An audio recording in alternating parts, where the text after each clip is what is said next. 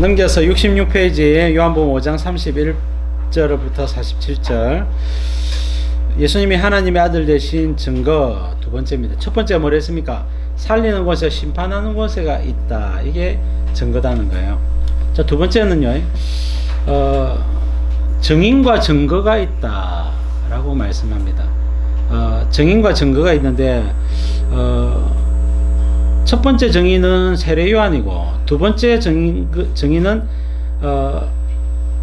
두 번째 증거는요, 예수님이 행하시는 기적이라는 거예요. 기적. 이게 이제 앞에 이야기했던 살린 곳에 심판한 곳에 비슷하기도 한데요. 어쨌든 기적이라고 이야기하고, 세 번째는 성부 하나님의 증거라는 겁니다. 성부 하나님의 증거는 구약 성경을 이야기하는 겁니다.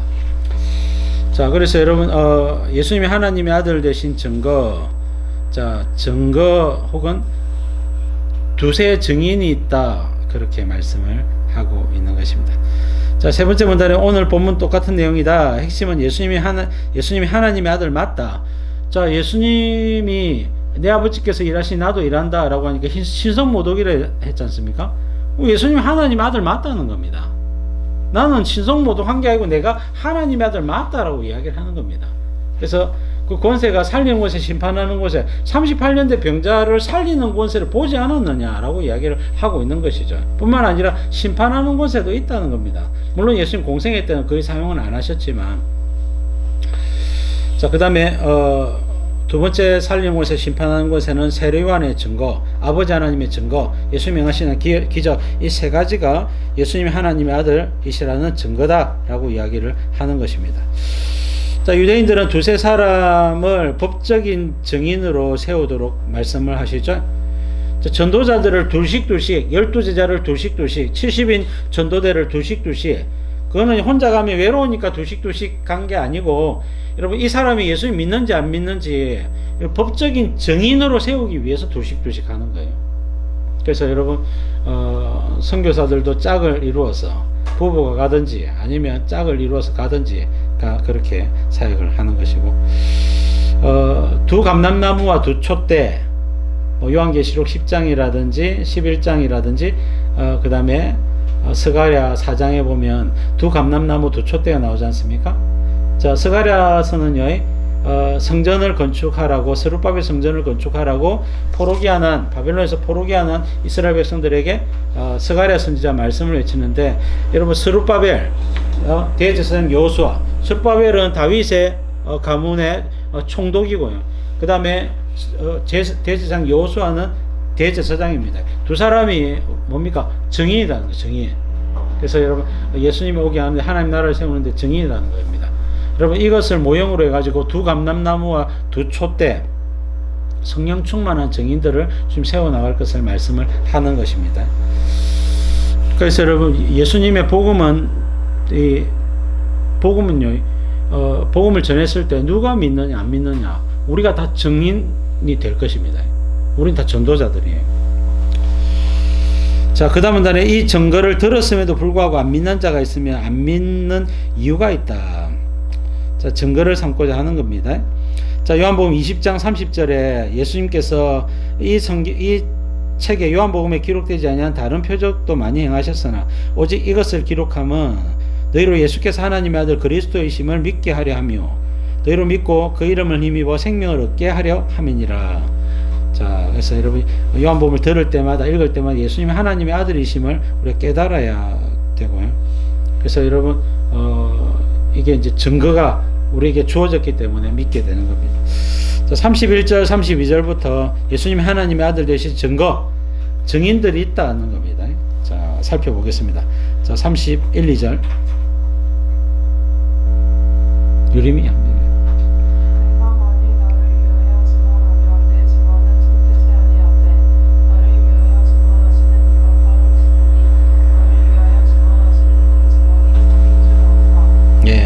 성경은 증언이 필요하다, 증인이 필요하다라고 말씀하는데, 신명기 19장 15절 몇 군데 나옵니다.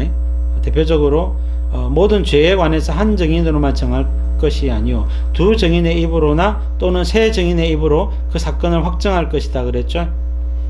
그래서 이 사람 죄인인지 아닌지 증인을 통해서 확정하라고 말씀을 하고 있는 겁니다. 예수님이 하나님의 아들이심이 맞느냐? 증인이 있다는 겁니다. 그 증인이 누구냐? 첫 번째 증인은 33절부터 40절까지 등장하는 세례 요한이라는 겁니다.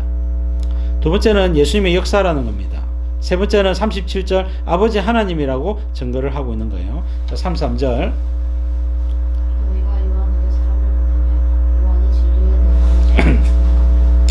자, 요한복음 1장 19절부터 요한이 세례 요한이 등장을 하는데, 세례 요한은 제사장 사가랴의 아들이죠. 누가복음에 보면 사가랴가 나이 들어서 할아버지 할머니가 그 부인 엘리사벳과 할아버지 할머니가 되어서도 아이를 임신을 못했는데 천사 가브리엘이 나타났죠. 그래가지고 사가랴에게 세례 요한이 아내가 엘리사벳이 임신하여 낳을 것을 이야기를 하게 됩니다. 근데 이 세례 요한이 제사장 사가랴의 아들로서 아버지와 엄마는 빨리 죽었겠죠. 조금 어렸을 때부터 광야로 들어가지고 거기서 살았습니다. 아마 청소년 기간이었겠나. 그래서 여러분 광야에 외치는 자의 소리로서 그가 말씀과 기도 생활에 매진하고 사람들에게 나이가 30살이 되니까 제사장은 30살에 공생애를 시작하지 않습니까? 그는 제사장 가문이었지만 선지자적인 삶을 살죠. 그래서 여러분 회개하라 하나님 나라 가까이 왔다 하면서 사람들에게 외치기 시작했고, 그의 거룩함과 또 그가 전하는 하나님 말씀 때문에 많은 사람들이 세례 요한에게 나와서 책망도 듣고 말씀도 받았고, 그러다가 그들을 정결케 하는 세례를 주기 시작했고, 그래서 여러분 세례를 주면서 사람들을 고쳐 나갔다는 거예요. 2벌 옷 있는 사람은 1벌씩 나눠주라. 옷 많으시죠? 범사에 나누시기 바랍니다. 그리고 여러분 신발이나 물건이 있어도 여러분 범사에 나누시기 바랍니다. 기회가 되면요, 그 찬스입니다. 노숙자가 신발 없습니까? 하면 찬스라고요. 벗어서 주세요. 아니면 사서 주시든지. 여러분 그럴 기회가 평생 몇 번 안 옵니다. 그리고 여러분 그 군인들에게는 삥 뜯지 말라. 또 세리들한테도 정한 세로 만족해라. 그렇게 이야기를 하고 있는 것입니다. 자, 그래서 세례 요한이 예수님 공생애를 살고 있으니까 네가 그리스도냐? 아닌데. 엘리야냐? 아닌데. 그 선지자 신명기 18장에서 모세가 이야기했던 그 선지자냐? 아닌데. 네 뭔데? 나는 광야에서 외치라고 하는 소리인데. 이렇게 이야기를 합니다. 그러면서 나는 아무것도 아니고 내 뒤에 오시는 이가 나보다 크신 분이 오는데 나는 그의 신발끈을 풀기도 그의 종이 되기도 감당이 안 된다. 그분은 하나님의 아들이라는 겁니다. 불로서 세례를 준다는 거예요. 그리고 예수님 오시니까 보라 세상 죄를 지고 하는 하나님의 어린 양이로다 하면서 예수님 증거하기 시작합니다. 그리고 세례 요한이 예수님을 뭐라고 증거했습니까? 하나님의 아들이라고 증거했어요. 세례 요한이 내 증인이라는 겁니다. 예수님이 스스로 내가 하나님 아들이라 이야기하는 것이 아니라 모든 만백성들이 인정했던 그 선지자 세례 요한이 내가 하나님의 아들이라고 증거하지 않았느냐라고 예수님 첫 번째로 말씀을 하고 있는 것입니다. 34절 말씀. 예.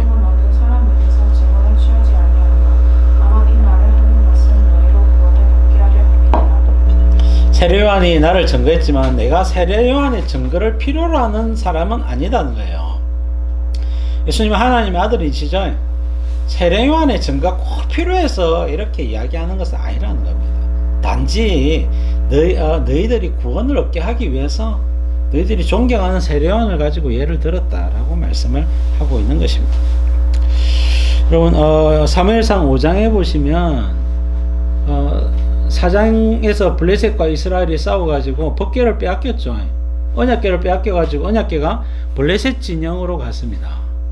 그래서 이제 옛날에는 신들의 전쟁이니까 이 블레셋 신 다곤이 이스라엘 신 하나님을 포로로 잡아온 거예요.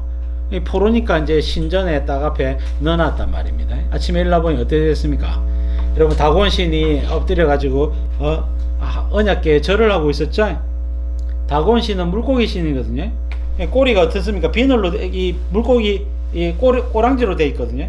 그러니까 여러분 다곤 신은 항상 이 받침대를 가지고 세워줘야 됩니다.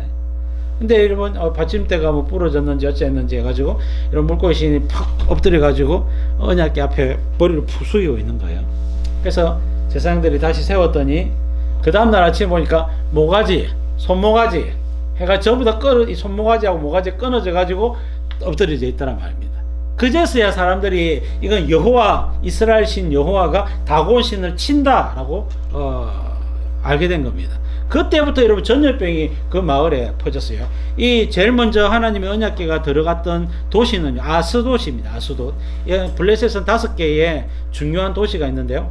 여러분 아스돗이 있고요, 가드가 있고요, 가사가 있고요, 에그론이 있고요, 아스글론이 있습니다. 이 5가지 도시 중에 여러분 3가지 도시에 언약궤가 간이 많이 하고 있습니다. 첫 번째는 아스돗에 갔었고, 아스돗에 전염병이 퍼지니까 이 아스돗에 있는 사람들이 보내라 해가지고 가드로 보냅니다. 예, 가드로 보내는데 가드에서도 전염병이 퍼지니까 에글론을 보내라. 에글론을 보내려고 하는데 에글론 사람들이 이 사실을 다 아니까 절대로 못 온다 이러면서 막고 있는 그런 우스꽝스러운 내용들이 나옵니다. 하나님은 이스라엘 백성들이 없어도 홀로 블레셋을 초토화시키는 거예요. 멸망시킨단 말입니다. 하나님은 스스로 사람의 증거나 사람의 도움을 필요로 하시는 분이 아닙니다. 예? 그렇다는 거예요. 예수님이 나는 세례 요한의 증거가 꼭 필요해서 이런 이야기를 하는 것이 아니라는 겁니다. 단지 유대인들 너희들이 나를 믿고 하나님의 앞에 구원을 받기를 원해서 하는 소리라는 겁니다. 여러분 세례 요한이 주님의 증인으로 쓰임을 받은 것은요, 세례 요한의 복입니다. 여러분 우리가 예수님은요 저와 여러분들의 증거가 꼭 필요한 분은 아닙니다 말입니다. 우리가 꼭 있어야지만 뭐 땅끝까지 복음을 이룰 수 있고 뭐 덕천동과 이 부산을 복음화시킬 수 있는 그런 게 아니다 말입니다. 단지 우리를 쓰시는 것은 우리를 사랑해서 우리에게 상받고 칭찬받을 수 있는 기회를 주고 계시는 거예요. 여러분 그래서 고린도 전서 1장에 보면 주님은 만물에 하나님의 영광을 다 나타내 가지고 뭐 보여줄 수 있지만 전도에 미련한 것을 사용하는 것은 이 전도자들을 주님 높이시기 위함이다 말입니다. 자, 그래서 여러분 주님은 사람에게서 증언을 취하지 아니하노라 말씀을 하고 있는 것입니다. 자, 넘겨서 셋째 줄에 요한의 말을 듣고 돌아올 사람들, 요한을 통해서 베드로, 안드레, 뭐 많은 사람들이 나오지 않았습니까? 빌립, 뭐 이런 사람들. 그래서 여러분 세례 요한을 매개체로 쓰는 것은 한 사람이라도 더 구원을 얻게 하기 위해서 주님이 세례 요한을 사용하신 거예요. 자, 35절 6절 보겠습니다. 요한은 켜서 주인이 이르라 너희가 한때 그 일체 증거를 이기를 원하였거니와 내게는 요한의 증거보다 더 큰 증거가 있으니 아버지께서 내게 주사 이루게 하시는 역사 곧 내가 하는 그 역사가 아버지께서 나를 보내신 것을 나를 증언하는 것이요. 자, 예수님이 하나님의 아들이신 증거 첫 번째는 세례 요한의 증거다. 33절부터 35절입니다. 35절. 자, 그 다음에 두 번째는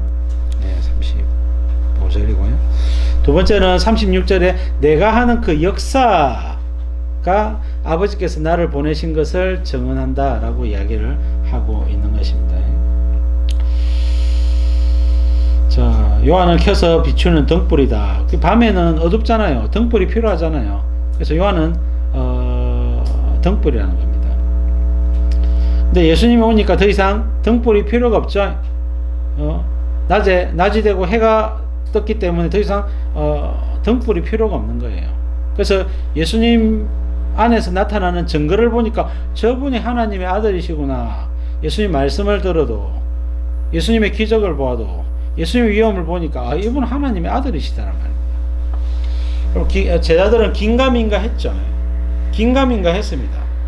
베드로는 깊은 곳에 가서 그물을 내려 고기를 잡으라. 누가복음 5장의 사건을 통하여 여러분 애운 것이 많아 그물이 찢어지는지라. 그래서 세례요한 요한과 야고보의 배와 베드로의 배 가득 채웠죠.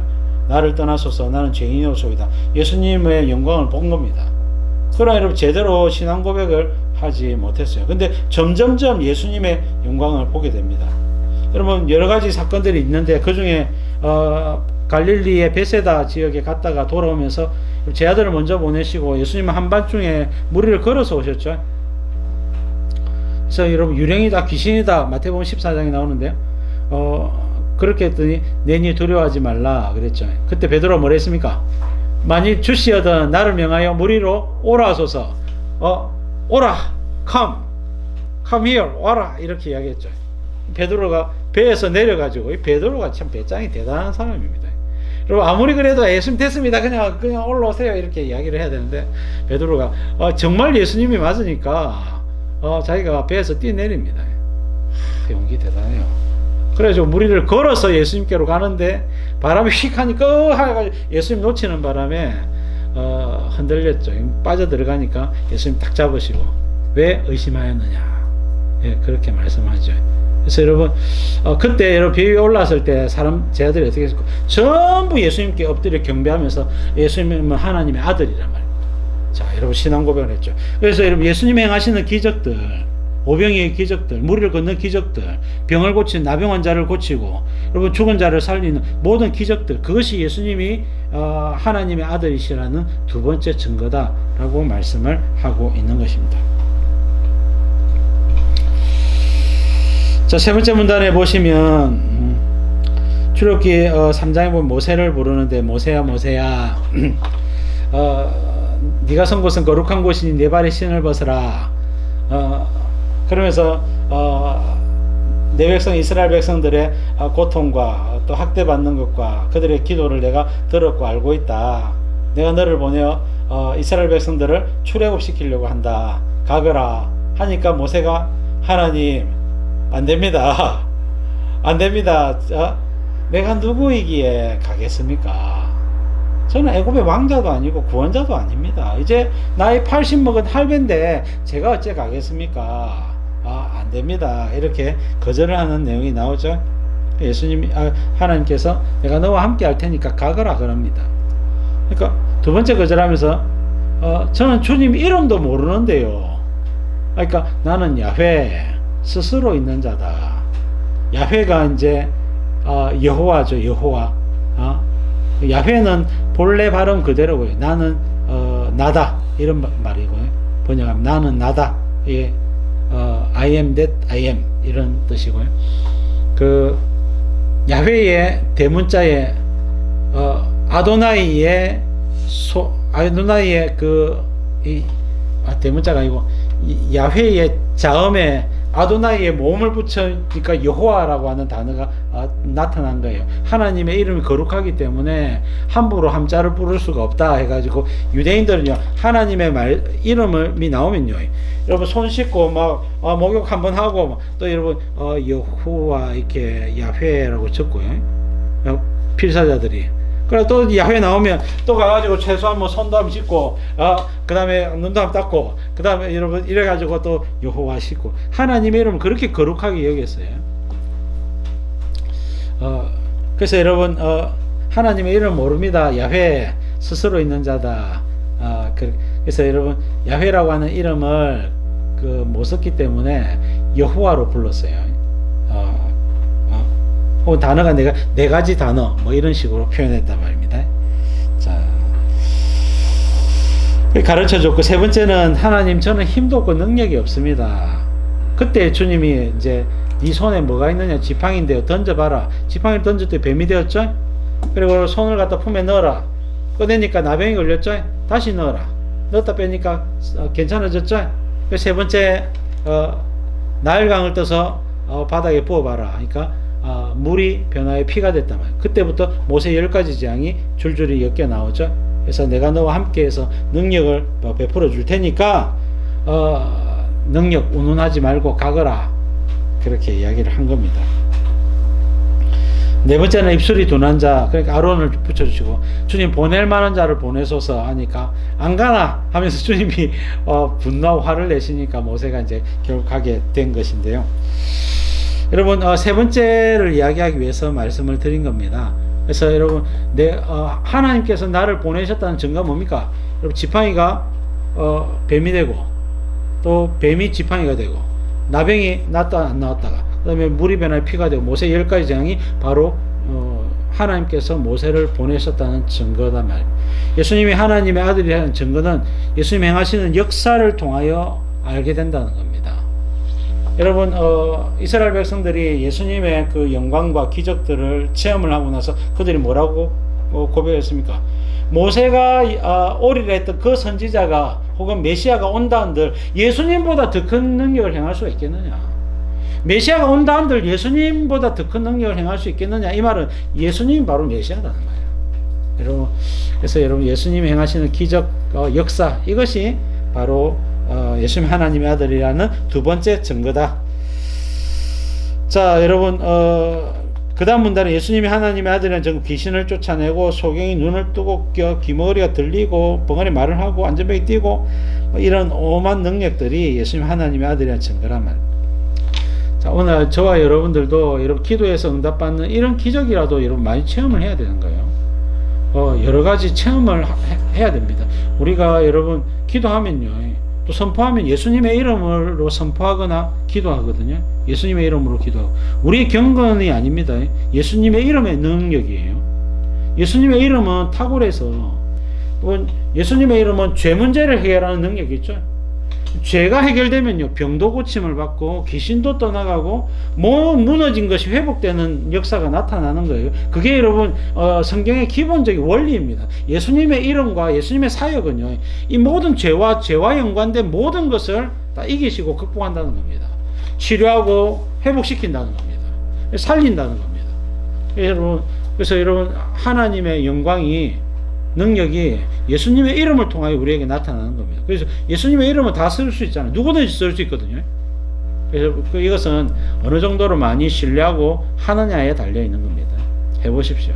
기도도 많이 하시고, 혹은 가까이 있는 가족이나 친구들이 아프거나 하면 손 얹고 기도해 주시고, 끌어안고 기도해 주시든지 기도해 주시면 됩니다. 문제가 생기면요, 기도해 주십시오. 예수님의 이름으로 기도하자. 기도해 주십시오. 주님 역사하시는 겁니다. 반드시 주님이 일하시는 겁니다.